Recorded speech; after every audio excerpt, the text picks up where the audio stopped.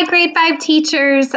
We're just going to go over a quick video on using the Numberline and specifically the Numberline Math app to help students with rounding. So you'll notice on Essential Task 29, where this video lives, that there's this screen for listen and learn. The purpose of this really is to get students used to using the Numberline Math app, getting used to sharing their work and getting used to knowing how to kind of finagle that math app so it will work for them. So just going in, this slide just takes us right into the Numberline Math app. This is just kind of like its welcome screen. Nothing's been done, nothing's been edited. So you'll notice that you can change this to decimals. You can even have it to the thousands place, or you could make it so there's no numbers, which is how you're going to see a lot of these slides. There aren't going to be numbers already on there. It's more the student's responsibility to figure out what those endpoints would be and what numbers would go in between. So a lot of these tasks are going to have no numbers, and they're spaced out to this middle space. If you want to have students practice with decimals on there already first before going into no numbers, please do. Having the numbers there for them is a great scaffold and a great way to help them. The other option also with these decimals here is you can have it so it's masked, so you could unveil some and students have to figure out the others. Those are all just kind of different options using that decimal portion of the app. So for now, let's say we have no numbers. And students are going to be able to add. So this is something that you're definitely going to want to practice with them. Down here, I just clicked this little plus sign in the box, and you'll notice that a box came up here. So we can add a number. We could add a decimal in. Let's say I want to add in 1/10. I can go ahead and do that. All right, and if I'm trying to round to the nearest tenth, I have 1/10 as one of my endpoints, and I can have 2/10 as my other. I know that these are going to be 1, 2, 3, 4, 5, 6, 7, 8, 9, 10 away from each other. You can send this to students already having these endpoints on there, or you can have students create their own endpoints. It's totally up to you. Okay, so now I can have students, let's say that I'm looking to round 14/100ths. I know where that's going to go, right here. So I have the choice. I could either have students fill in all of those hundredths in between, or I could have them have it a little bit more open, whatever works. I can also show my jumps or my spaces between. So for example, I know that 14/100ths is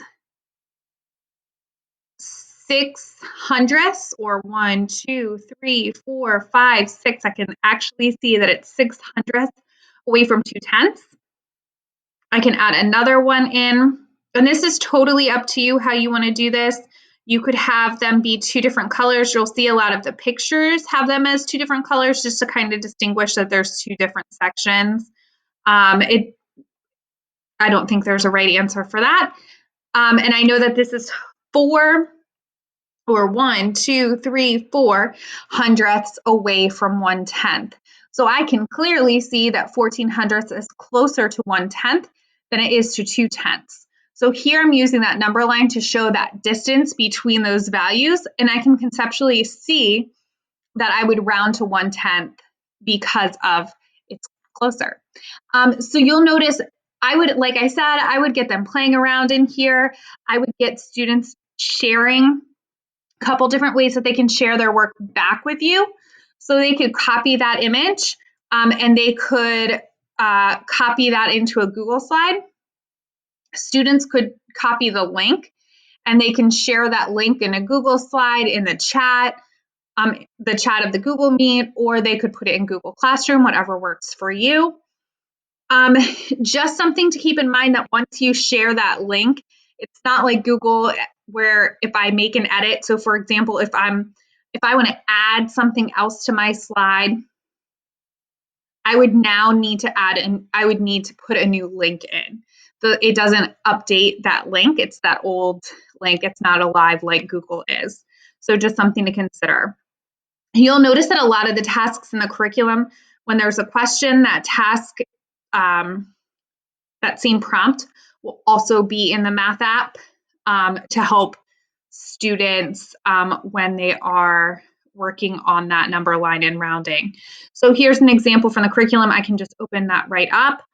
And this one's scaffolded a little bit more than some of them towards the end, because this one has these boxes here to show that you do need to put those endpoints. So if I want to round 2 and 97/100ths to the nearest tenth, create a model.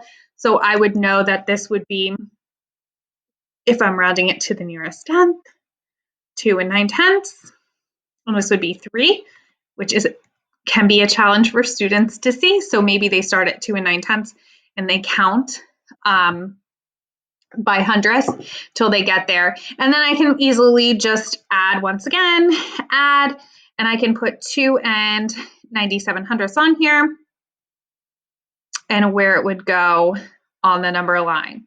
Once again, I could show jumps to create that movement.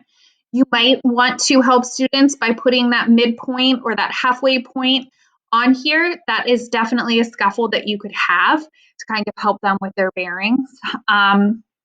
That is totally up to you. You could have this be completely blank. Really, whatever makes the most sense for your students. You could have them fill in every hash mark, whatever works for you. But that's just a quick little tutorial on how to use this number lines in the math app. Once again, we highly, highly, highly recommend that you take your time here and really get students comfortable using this, because this is going to be our number one go-to rounding strategy. And as you can see, there's a lot of built-in scaffolds that you can do to make this work for your students. Thank you so much for listening, and have a great day.